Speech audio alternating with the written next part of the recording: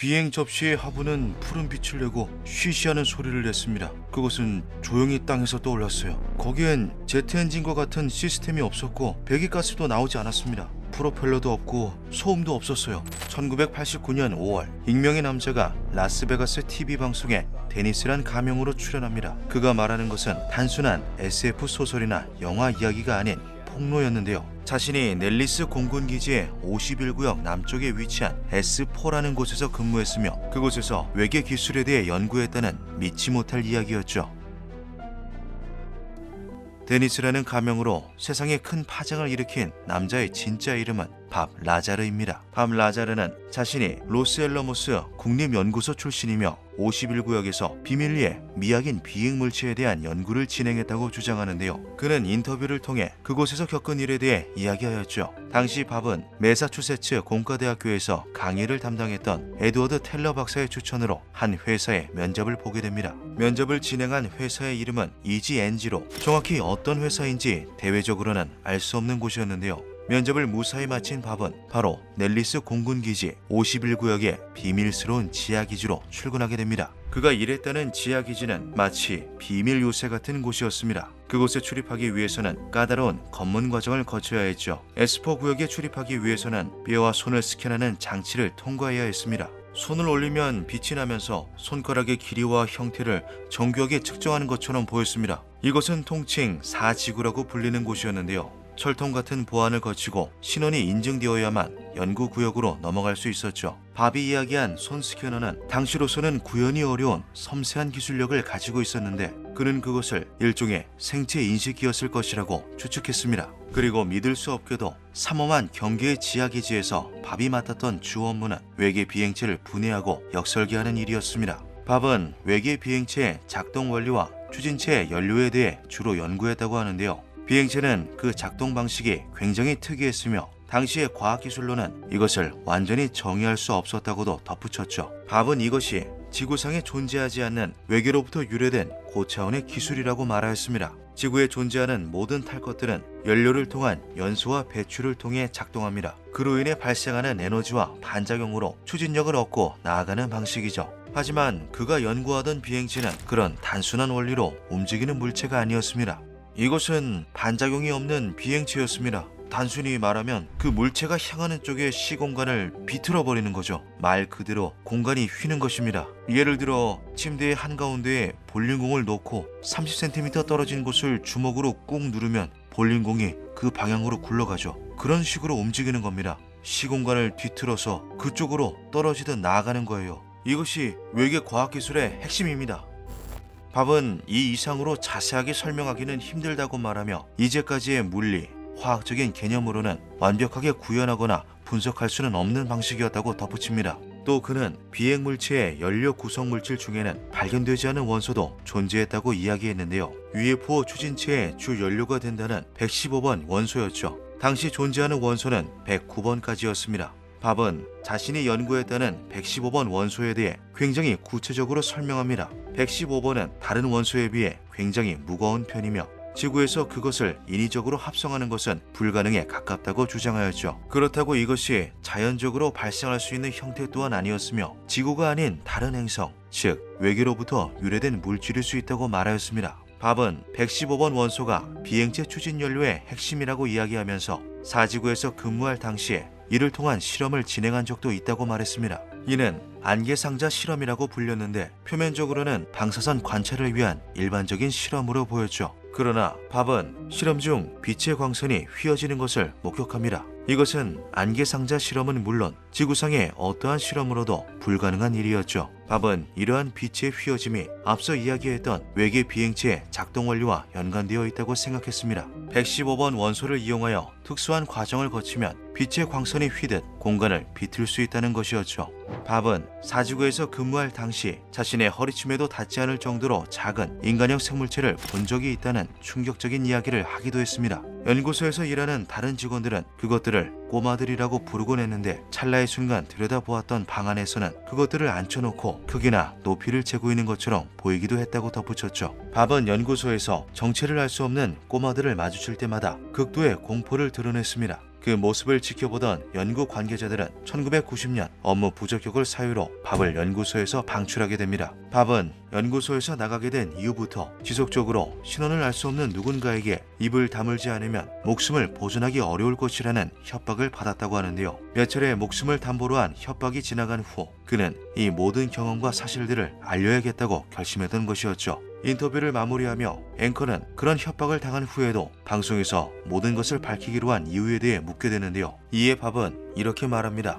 이것만이 유일하게 나의 생명을 보존할 수 있는 길입니다. 그는 어떤 거대 세력이 자신의 흔적을 서서히 지어나가고 있기에 여기에 나와서 이야기해야만 했다고 덧붙이죠. 당시 밥 라자르의 인터뷰를 진행했던 PD이자 저명한 저널리스트 조지 넵은 밥의 이야기에 큰 관심을 느꼈고 그를 조사해보았습니다. 그리고 무언가 조금씩 어긋나 있는 지점들을 발견하게 되는데요. 밥 라자르는 매사추세츠 공과대학교에서 물리학 석사학위를 취득하고 캘리포니아 공과대학에서도 전자공학 석사학위를 취득했다고 주장하였습니다. 그러나 두 군데에서 모두 밥 라자르 혹은 그의 풀네임인 로버트 스콘 라자르라는 이름은 확인할 수 없었으며 관련하여 남아있는 기록들 또한 전무했던 것이죠. 조지는 그가 다녔다던 로스앨러머스 연구소에서 그의 기록을 확인하려고 했지만 연구소에서도 그의 기록이나 흔적은 찾을 수 없었습니다. 에드워드 박사의 추천으로 면접을 진행했다던 EGNG라는 기업에도 밥 라자르라는 사람을 알고 있느냐고 물었지만 그런 사람은 모른다는 대답만 돌아왔을 뿐이었죠. 그런데 조사를 거듭하던 중 조지는 한 가지 이상한 점을 발견합니다.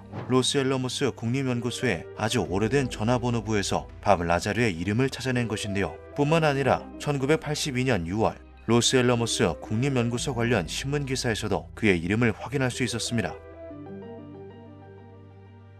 이것은 밥이 로스앨러머스의 물리학자로 근무했다는 명백한 증거였는데요.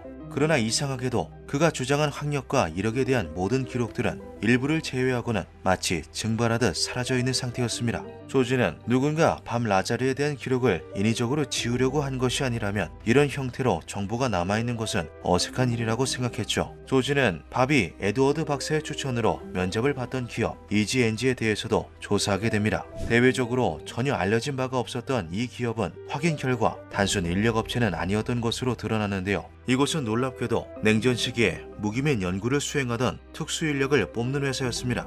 당시 미 정부의 은밀한 기술들과 실제로 밀접한 관련이 있었던 것이죠. 조지는 밥의 당시 기억을 좀 더 세밀하게 되살리기 위해 최면 요법까지 시도합니다. 밥이 기억하지 못하는 다른 새로운 사실이 존재할 수도 있다는 가능성 때문이었는데요. 최면 요법을 받은 밥은 잊고 있었던 아주 자세한 부분까지 기억해내는데 성공합니다. 그는 사지구에서 자신이 보고 연구했던 비행체를 완벽하게 다시 그려내기도 했죠. 그러나 대다수의 학자들은 밥의 모든 주장이 거짓 혹은 망상이 불과하다고 말하였습니다. 이런 엄청난 규모의 프로젝트를 정부가 수면 아래 숨겨 진행한다는 것이 말도 안 된다는 것이었죠. 특히 확실하게 증빙되지 않은 그의 학력과 이력 등을 지적했는데요. 그들은 밥 라자르는 그저 음모론자일 뿐이라고 이야기하였습니다. 하지만 2004년 한 발견으로 인해 밥 라자르에 대한 부정적인 의견들은 호기심으로 바뀌게 됩니다. 2004년 2월 1일 뉴욕타임즈에는 새로운 원소가 발견되었다는 기사가 발표되는데요. 이 원소의 번호는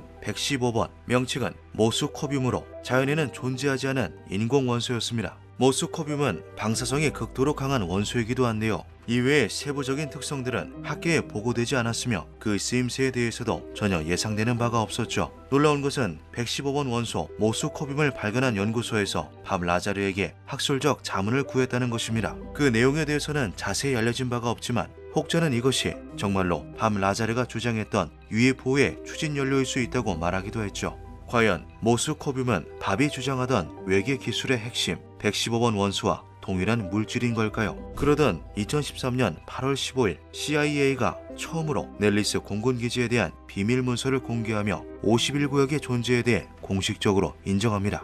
51구역이라 불리는 넬리스 공군기지는 과거 냉전 시기 전쟁 무기를 시험하고 연구하는 기관이다. CIA는 51구역의 존재에 대해서는 인정했지만 이곳은 외계 비행체를 연구하는 곳이 아니라 미 공군의 첨단 기체를 시험 비행하는 곳이었다고 말하였는데요. 그러나 대중들은 이 정보를 전부 신뢰할 수 없다고 생각하였으며 일부 신비론자들은 진짜로 그들이 연구하는 것은 따로 있을 거라고 주장하기도 했죠. CIA는 이후 스텔스 프로그램 하나를 공개합니다. 그것은 51구역의 근무자들이 출입할 때마다 신원을 확인하는 일종의 기계장치였는데요. 놀라운 것은 이 기계장치가 밥 라자르가 주장했던 사지구에서 사용했다는 스캐너 장치와 같은 종류처럼 보였다는 것이죠. 시간이 지나며 차츰 발표되는 51구역에 대한 공식 문서들을 파헤칠수록 밥이라는 사람에 대한 의구심은 커져만 갔습니다. 실제로 공개된 정보들은 그가 51구역에서 근무하지 않았더라면 전혀 알 수 없는 것들이었는데요. CIA에서 공표하기도 훨씬 이전에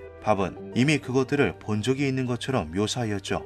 첫 폭로로부터 30년이 지난 2018년 밥 라자르에 대한 다큐멘터리가 하나 공개됩니다. 그는 1989년 인터뷰 이후로 순탄치 않은 생활을 해왔다고 이야기하는데요. 그럼에도 불구하고 여전히 밥 라자르는 자신이 보고 겪은 것들이 부정할 수 없는 진실이라고 주장했습니다. 외계 문명은 존재합니다. 이것은 분명한 진실입니다. 다큐멘터리에서도 여전히 밥 라자르의 진정성에 대해 묻는 이들이 등장합니다. 그의 학위 이력이 전부 거짓인데 어떻게 그 말을 믿을 수 있겠냐는 의견이 줄을 이루는데요. 하지만 밥을 옹호하는 이들은 그의 주장이 일관되며 공개된 자료들이 실제로 일치한다는 것, 오래된 기록 군데군데 아직 지워내지 못한 밥의 흔적이 남아있다는 것, 115번 원소가 실제로 발견되었다는 것 등을 근거로 그가 정말 외계 비행선을 연구한 기밀 프로젝트의 일원이었을 거라고 이야기하였죠. 또한 그가 한평생 자신의 측근들까지 속이며 살 이유가 전혀 없다고도 덧붙였습니다. 밥 라자르는 1989년의 인터뷰 이후 명성이나 부를 얻게 된 것도 아니었으며 오히려 쫓기는 듯한 삶을 살고 있었기 때문이죠. 제 말이 불가능하다는 근거를 대보세요. 전 있는 그대로의 사실만을 이야기하고 있습니다. 밥 라자르의 다큐멘터리가 마무리되어갈 즈음 진행자는 그에게 비밀스러운 질문을 하나 건넵니다. 로스앨러머스 연구소에서 115번 원소를 개인적으로 반출한 적이 있느냐는 것인데요. 고심하던 밥은 말을 이어나갔으나 이 내용은 인터뷰 영상에 담기지 않았죠.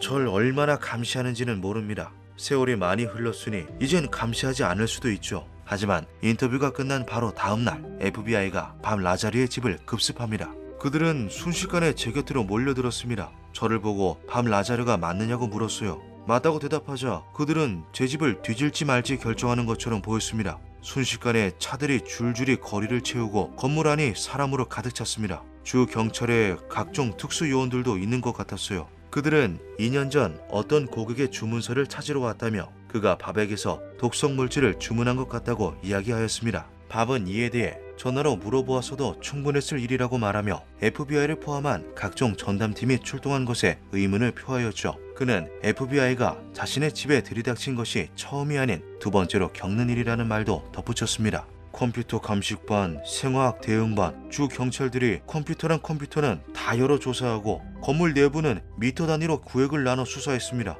그깟 주문서 하나를 찾기 위해서 말이죠. 그들이 저한테 말하는 것 이상의 무언가가 있다고 생각해요. 다른 걸 찾고 있다는 느낌이었습니다. 밥 라자르, 그는 정말 외계 기술의 비밀을 엿보았던 걸까요? 이 모든 것이 거짓이라면 30년이 지난 지금까지도 세상이 그를 주시하고 있는 이유는 과연 무엇일까요? 그곳에는 고도로 진보된 미지의 기술이 있습니다. 하지만 나는 과거로 돌아가게 된다면 아무 말도 하지 않을 겁니다. 아무 말도요. 기묘한 밤이었습니다.